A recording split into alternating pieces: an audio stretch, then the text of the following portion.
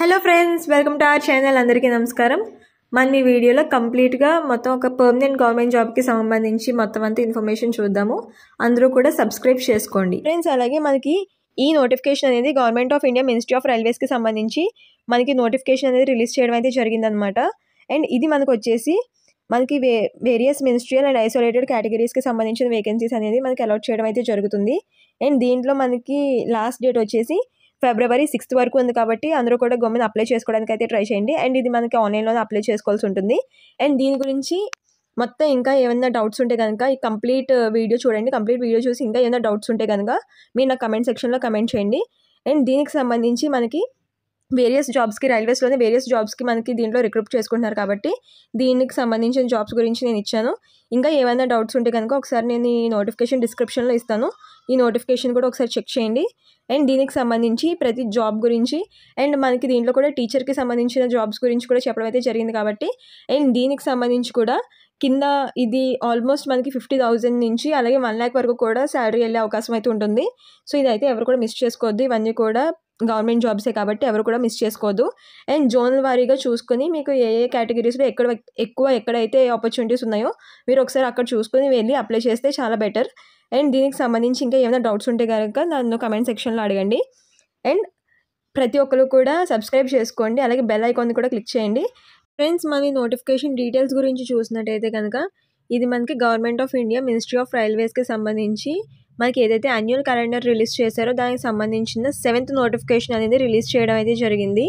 అలాగే మనకి ఇక్కడ కంప్లీట్గా చాలా టైప్స్ ఆఫ్ వేకెన్సీస్కి సంబంధించి పోస్టులు అనేవి ఇక్కడ రిక్రూట్ చేయడం అయితే జరుగుతుంది. ఇక్కడ మనకి ఇచ్చారు చూడండి, టీచర్ అలాగే ల్యాబ్ అసిస్టెంట్, ఇలా చాలా పోస్టులకు అయితే మనకి ఇక్కడ ఫర్దర్గా ఇవ్వడం అయితే జరుగుతుంది.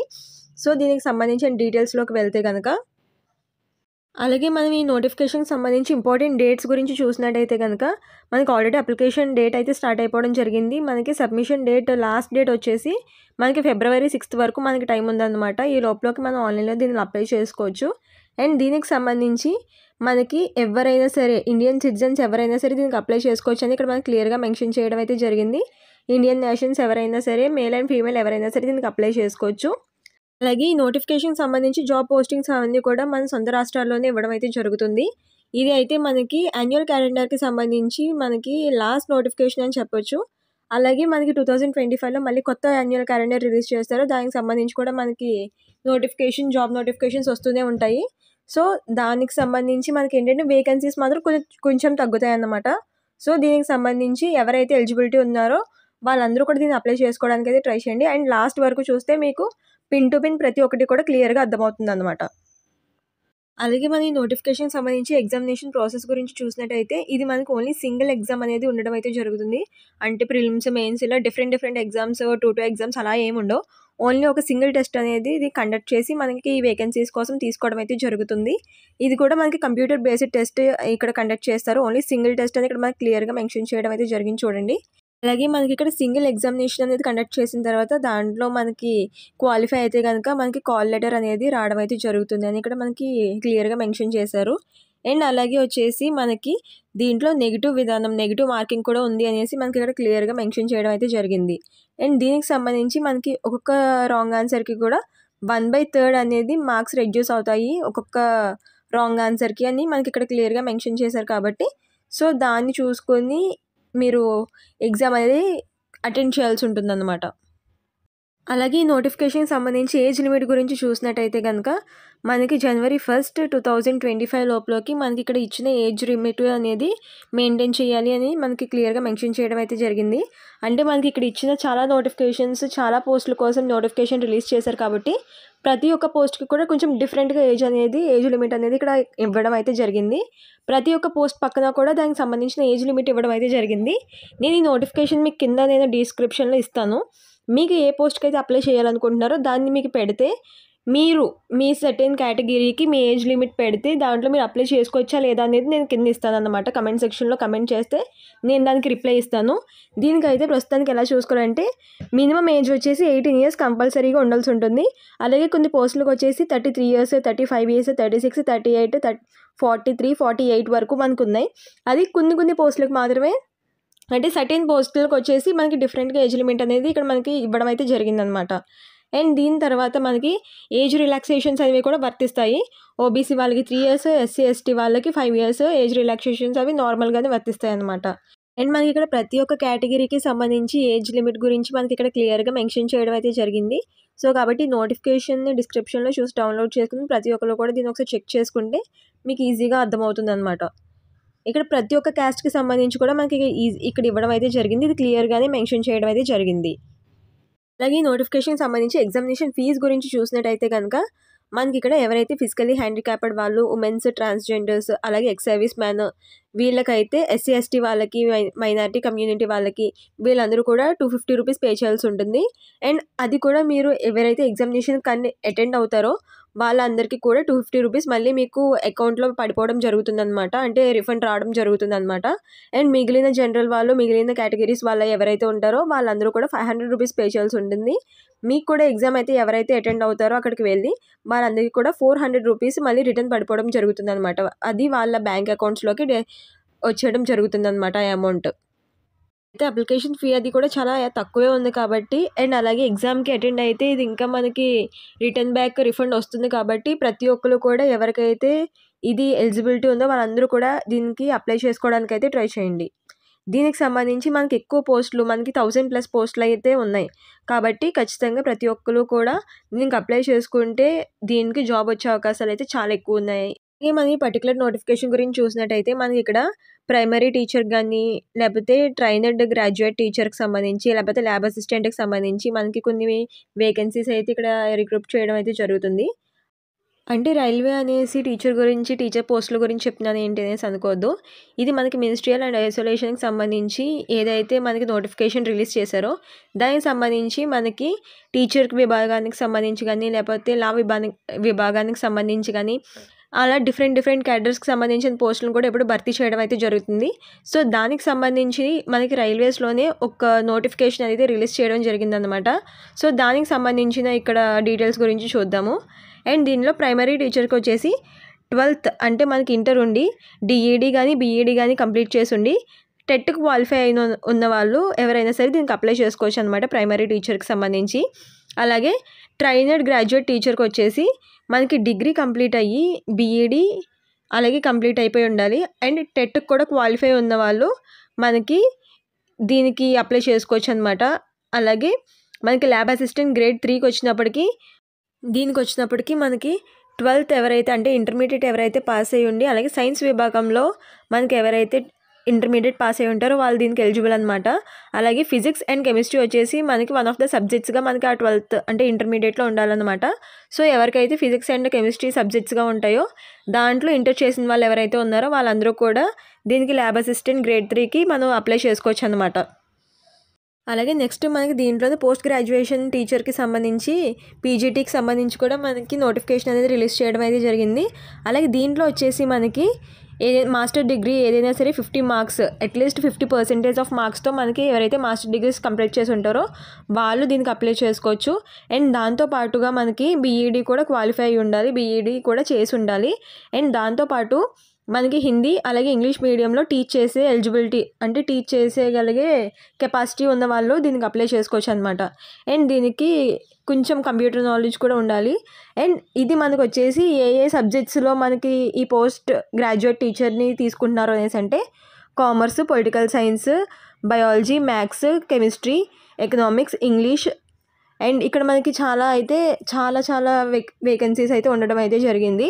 జియోగ్రఫీ కానీ, హిస్టరీ కానీ, ఫిజిక్స్, సోషియాలజీ, అలాగే ఫిజికల్ ఎడ్యుకేషన్, కంప్యూటర్ సైన్స్, ఇలా ప్రతి ఒక్క స్ట్రీమ్లోని కూడా మనకి వేకెన్సీస్ అయితే అలాట్ చేయడం అయితే జరిగింది కాబట్టి సో ఎవరైతే క్వాలిఫికేషన్స్ ఉంటాయో వాళ్ళందరూ కూడా దీనికి అప్లై చేసుకోవడానికి అయితే ట్రై చేయండి.